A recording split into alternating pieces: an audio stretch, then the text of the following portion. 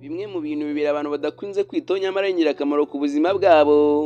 Ikintu cya mbere ni ugushaka umwanya umwe wo kwiyitaho buri munsi.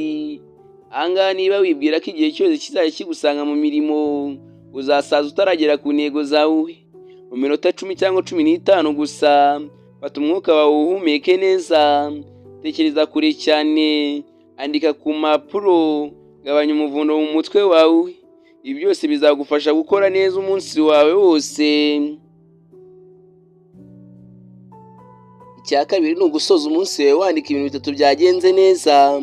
Abantu benshi bakunze kuryama bafite stress bitewe n'ibyo banyuzemo kuri uwo munsi, ariko iyo ufashe iminota mikeya gusa ukandika ibintu 3 wakoze neza, imbaraga wagaragajemo ndetse n'icyo wize kuri uwo munsi, ibyo bigufasha kuruhura mu mutwe wawe neza kandi ukabyuka ufite icyizere.